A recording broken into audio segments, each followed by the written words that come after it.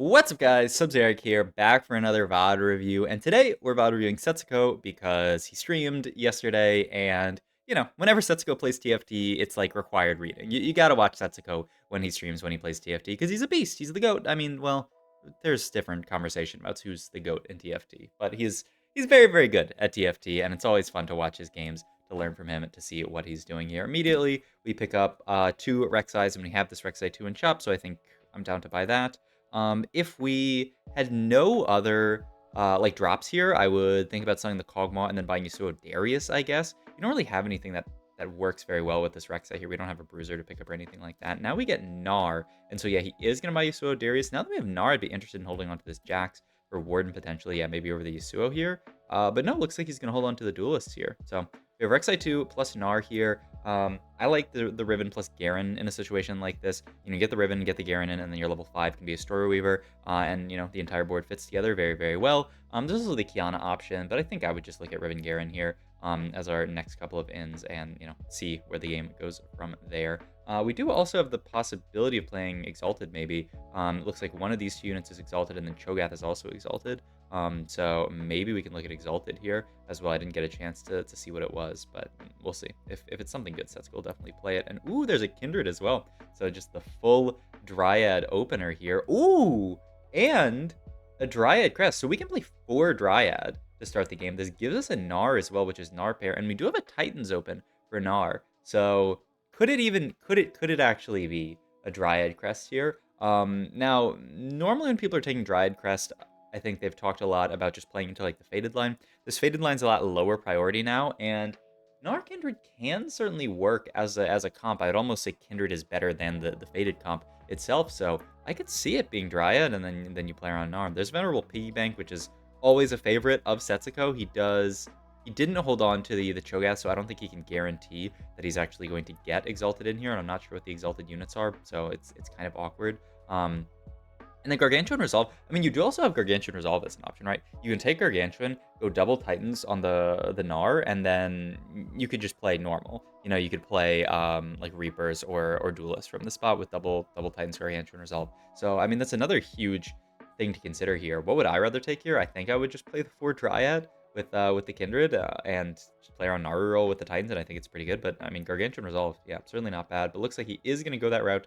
There is the Gnar. So this is going to be a 4 Dryad start. The question is, do we get Bruiser in or do we get Warden in? And yeah, I think Bruiser in makes perfect sense. Ooh, this is interesting. We're going to slam the Titan's Resolve onto the Riven here instead of the Gnar. He has more faith in Riven 1 than Gnar 1.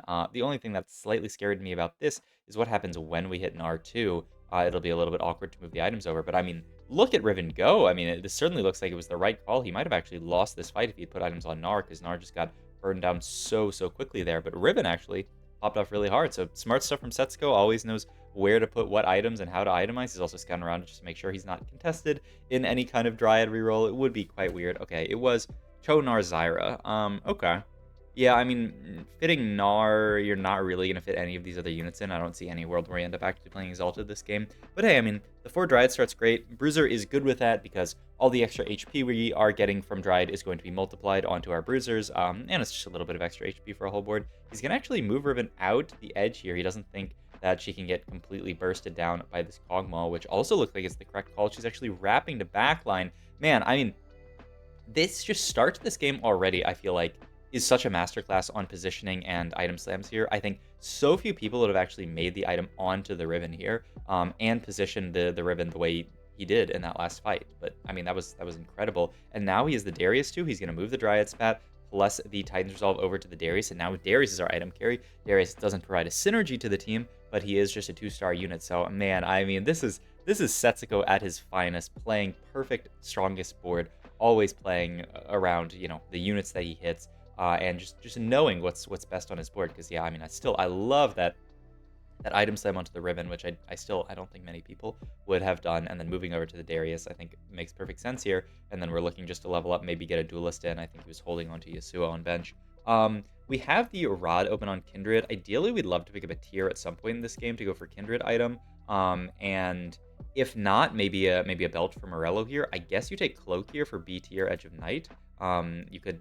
Yeah, I mean, I think that's the idea, surely. You don't really want to go double Titans on Gnar anymore just because it's not as good. We do pick up the Kindred 2 here, which is fantastic, and we do have a duelist to add in the Kiana. So, I mean, our early game looks fantastic now. We got through the hard part of the early game, those first 3 fights where we didn't really have any upgrades, just through playing strong board, and now that we have the Kindred 2, we might very easily find a 5 streak here, which would be a fantastic start to the game with this 4 Dryad. Dryad is a scaling trait, so, you know, the more units you can kill, the better, and he has killed every single unit, every single fight, which is also just so huge for that HP stacking, because eventually it'll get to a point where it's stacked so hard that, you know, there's nothing anyone can do. He finds a second Rek'Sai, and yeah, that's immediately going to go onto the board. This is very smart from Setsuko. Duelist is nice, but another Rek'Sai benefiting from 4 Dryad, it's an easy decision to play around this. So nice board here. We're gonna fight a level 5 board with only 4 units on it from this player, which is kind of interesting. They also have a Nautilus, which is pretty cool, but this is gonna be an easy stomp. Kind of actually low roll to fight them because we only got to kill 4 units, even though they're level 5. But you know, all good. We win that fight, and that's an easy 5 streak from Setsuko. So well played in this early game. Gonna hold on to the yeah, he's considering potentially maybe cutting something. Ooh, and he actually swaps back to the Riven, which is interesting. I mean, I was kind of curious about this swap always. I think part of this is that it guarantees that he can make econ here, and you know, Setsuko is someone who wants to play clean TFT. If he gets no gold here, this was a hugely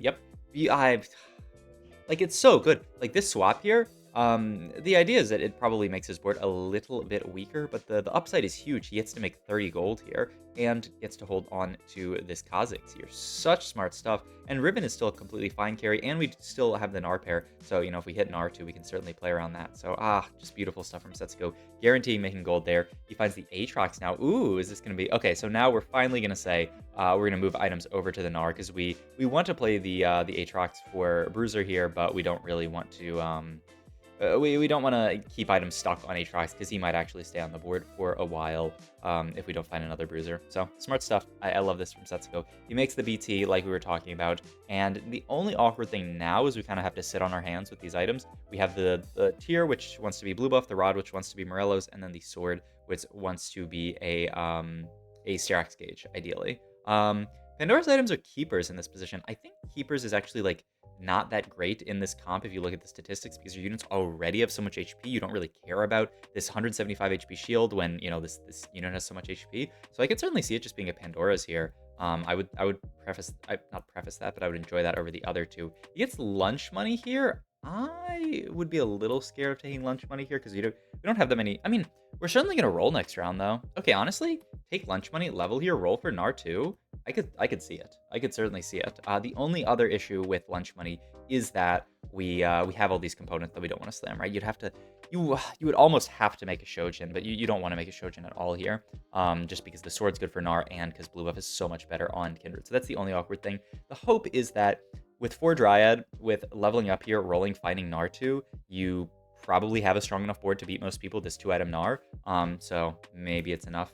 Certainly that first person he fought looks like he could beat them. Oh, rolling for days is another not bad option, just to guarantee. I guess as a question, is lunch money or rolling for days more econ in your position here?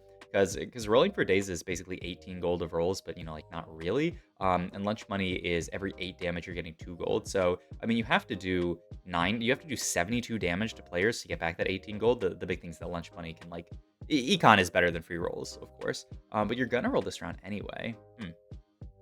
I think I'm scared. I would probably just take rolling for days here. But we'll see. Because rolling for days is guaranteed econ, whereas lunch money, if you lose fights, it sucks. But we'll see. All right, he's going to go for the lunch money. Ooh, this is probably best case scenario here, where we just natural the Gnar. So now, like, in this spot, we don't care about the rolling for days rolls at all, but we still get the lunch money value. So it actually works out very well that we natural this Gnar, because, yeah, now we don't need to roll at all, and we are still going to win a lot of these fights. Was that math that I did correct, by the way? 2 gold for every 8 damage. You need to do 8 damage 9 times. That's 72 damage. I believe that's correct. And so, like, just thinking about that sounds like a lot, but of course gold is better. Oh, it's component anvil every single time here. But I mean, you know, who knows?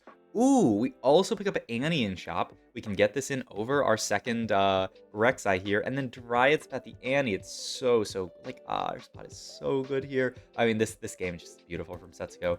I mean, pop the anvil, see what we get here. Probably Tear is what you would want the most here, actually, because that's going to be one of the harder components to get.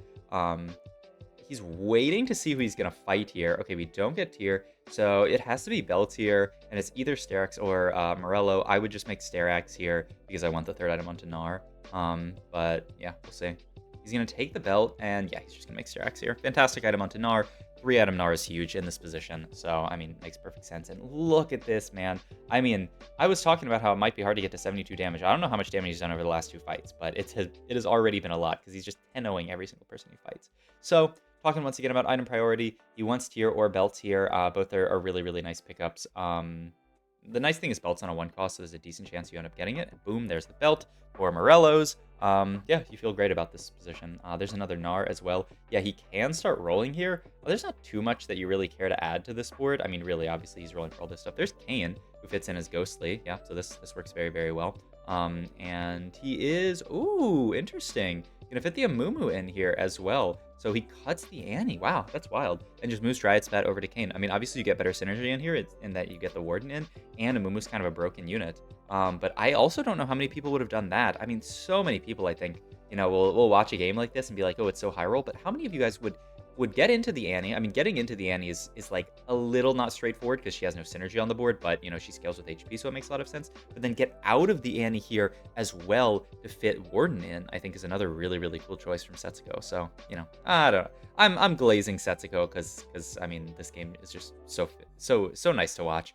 But I mean, it really, I just think, you know, so many people wonder where the skill expression exists in a game like TFT, and it's in little decisions like that, you know, if you don't VOD review like this, you take for granted.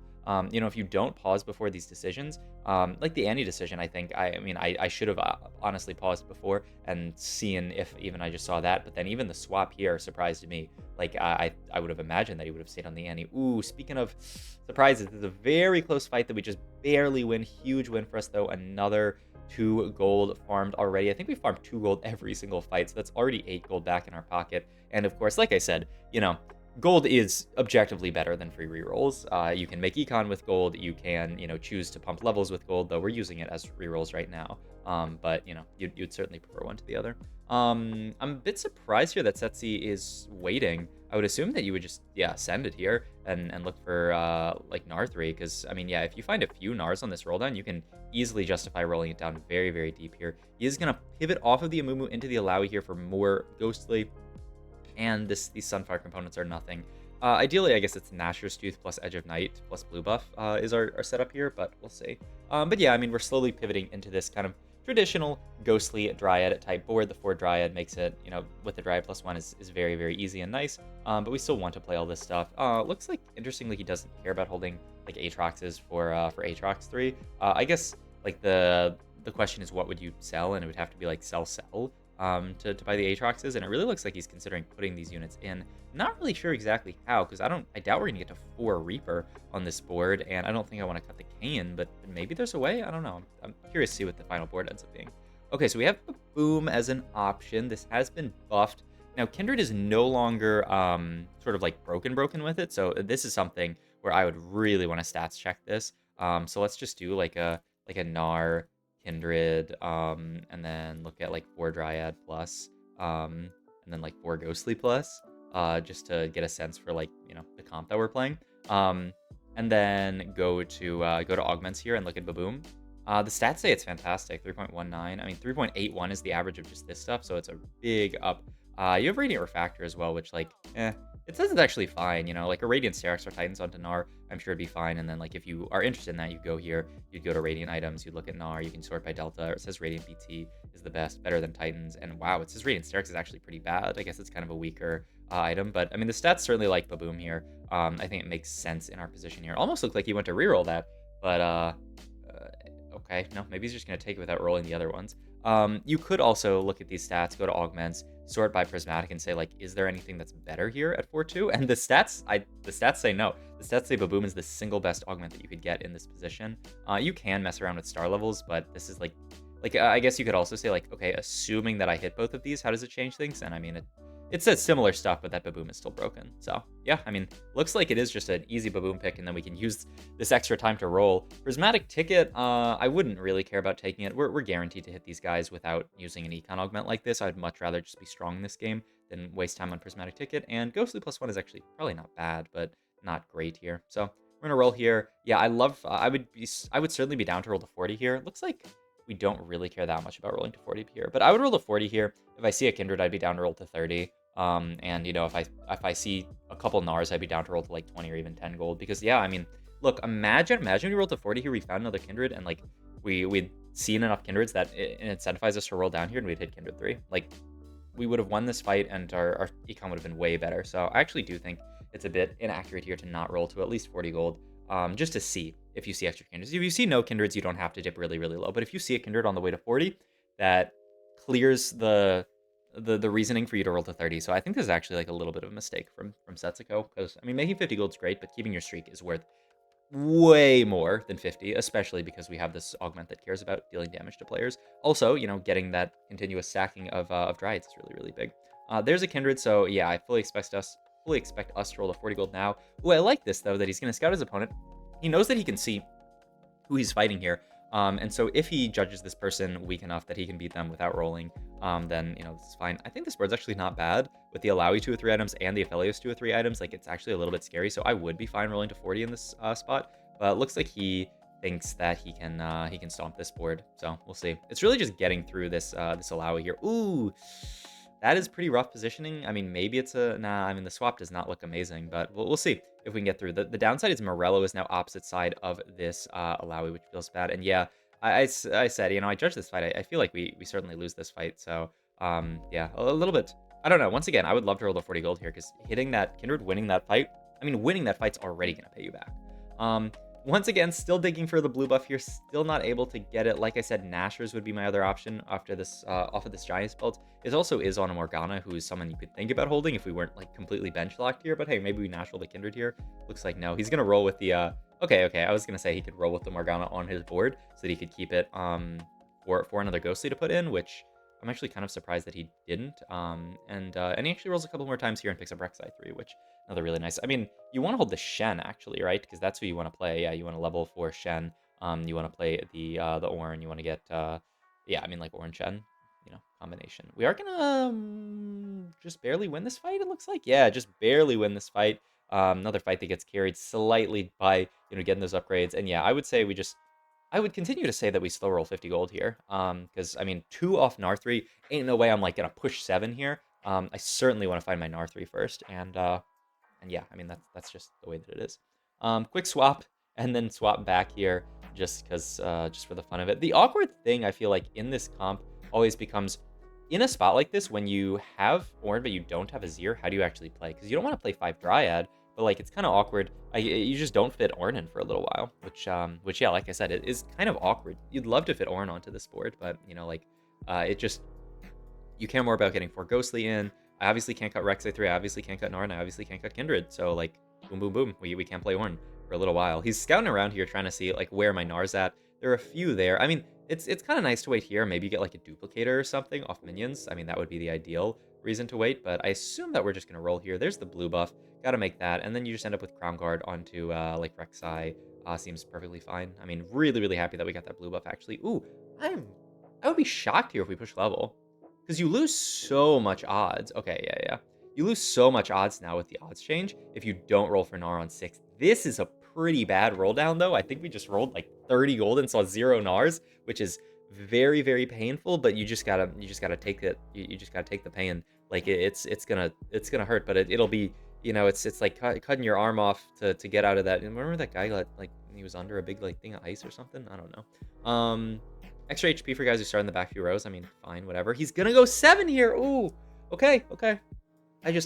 Yeah, if you guys don't know the changes after the odd changes, 40% here at level 6, if you see his 2 cost odds here. And when he levels up, it drops to 30%. We are seeing 10% less 2 costs here now after this change. It feels horrible. But maybe there's more Gnars than I'm giving credit for. I saw that person with 3 Gnars. Is there another person here with holding a bunch more Gnars? I didn't think so. It's this person holding 3. And then I think that's it. I mean, it's just a little bit of an unfortunate roll down, but I think, I don't love the level here. I would certainly like to look for Gnar here, but once again, I call it like I see it, but also he's Setsuko and I'm me, and I'm like pretty good at TFT, but he's Setsuko good at TFT. So, I'm just Setsuko can make mistakes for sure, but I would be interested to hear what his logic is there on deciding to go 7. I mean, knowing Setsuko, it's honestly probably like he just goes, "Oh, fuck it, I'm going 7 here, fuck this." Which, good for him. Gonna roll a little bit on 7 here, which is, I mean, I would certainly roll on 7 here. I'd rather roll on 7 than like push 8 here, because once again, Gnar 3 I think is really big. Maybe his idea is that he can make it to like level 8, level 9 here on just Gnar 2, but I mean, you're 7 Gnars. It's so, and like, I don't know. Is there some kind of outside factor I'm missing? I don't think so. Like, if we were in like a portal or something that was gonna, there's no portal that guarantees us a 3-cost duplicator, but like if such a thing existed, maybe that would affect it.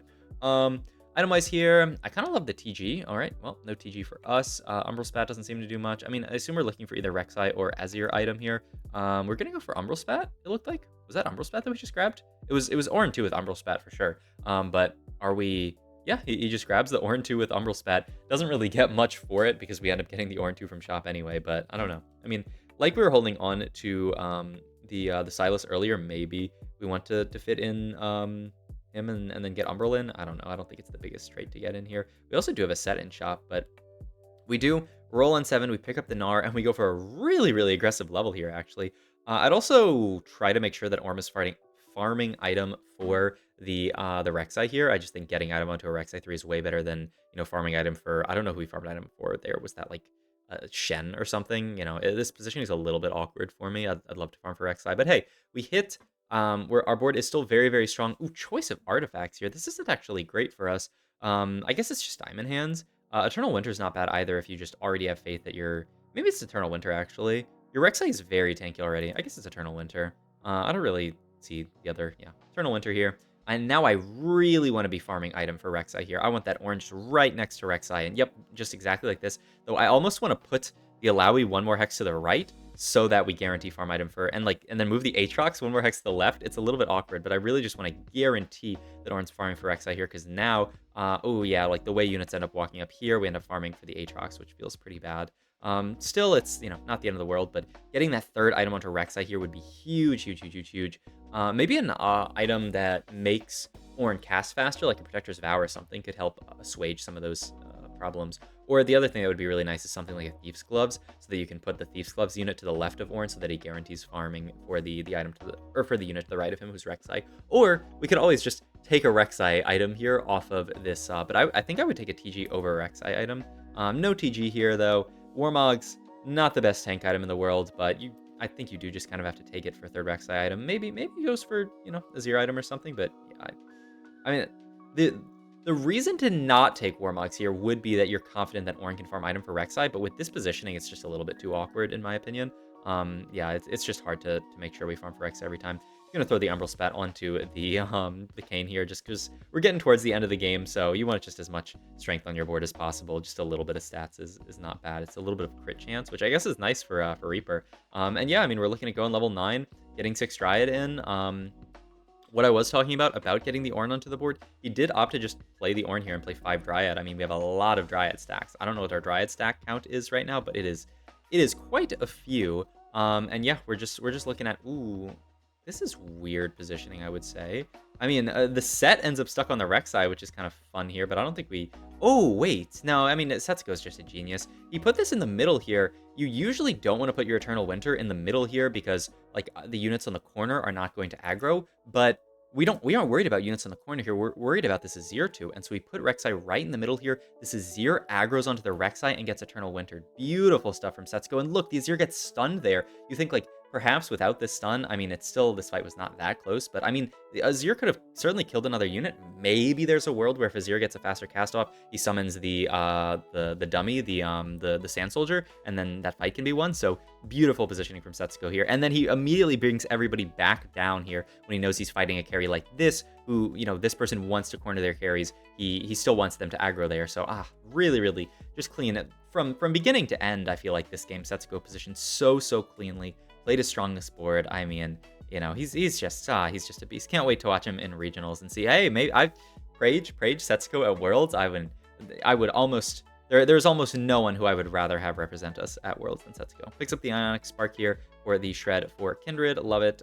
Just going to roll down here and try to pick up something to fit in here. Obviously, the Azir is the ideal, but a random Udyr or two wouldn't be too bad. And he's also holding on to these Aurelias. I'm not sure exactly why. I mean, I guess he just plays an Aurelia on this board. I mean, yeah, actually, it's probably better than, yeah, I mean, it's certainly better than the Ornn. Ooh, this was actually, or not the Ornn, but the Udyr, because it's armor shred for your entire board, which Gnar really wants here. A little bit of a positioning mishap there, where Gnar had to walk around the entire front line, but our board's so strong that we end up winning anyway. So really nice game from Setsuko on a pretty uncommon reroll comp, but just absolutely stomping through this game with positioning and strongest board.